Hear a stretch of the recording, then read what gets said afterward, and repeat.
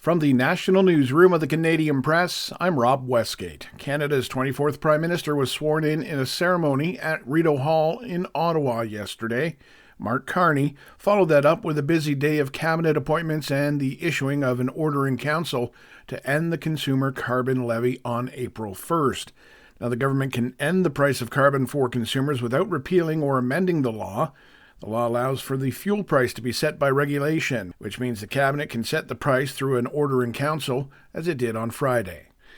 The latest twists and turns in Donald Trump's trade wars could stagger the American bourbon industry. Bourbon distillers who have cultivated markets in Europe and Canada are now worried about becoming collateral damage in the escalating tariff disputes. Judy Hollis-Jones of Buzzard's Roost in Kentucky says she sells whiskey in Alberta and BC. We've been there for about a year and a half.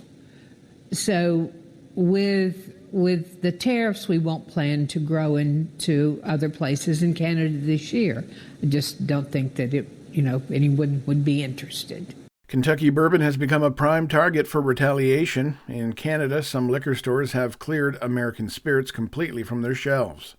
Nova Scotia has identified 5 areas it deems suitable for the development of offshore wind farms. 4 areas are located south of Nova Scotia's eastern shore, including French, Middle, Sable Island, and Emerald Banks. A 5th area, known as Sydney Bight, is northeast of Cape Breton. The government says it will now look for input from Nova Scotians by April 14th before official designations are granted. The goal is to issue licenses for up to 5 gigawatts of electric offshore wind energy by 2030. Alberta Health Services is issuing a heads-up about possible exposure to measles in the Calgary area. Officials say a new case was confirmed in the city and it was tracked through several public settings. The agency notes the Airdrie Superstore on the afternoon of March 8th, the Sky Castle Family Entertainment Centre and Cafeteria in the new Horizon Mall in Balzac on March 9th, that'd be noon to 3. Other locations for potential exposures include Airdrie Urgent Care on March 11th and One Health Associate Medical Center on March 12th. And finally, musical artists and loved ones have mourned Grammy-nominated R&B singer Angie Stone at a memorial service near Atlanta. The 63-year-old artist was killed in a car crash south of Montgomery, Alabama earlier this month. Speaking on the Word Network, actor and producer Tyler Perry had a message for Stone's children. My mother died at 64, and Angie was a year younger than my mother was when she passed. But in her song, she said, "In time, it gets a little better." So my prayer for you is that time is kind to you. A funeral service is to be held today. This is the Canadian Press.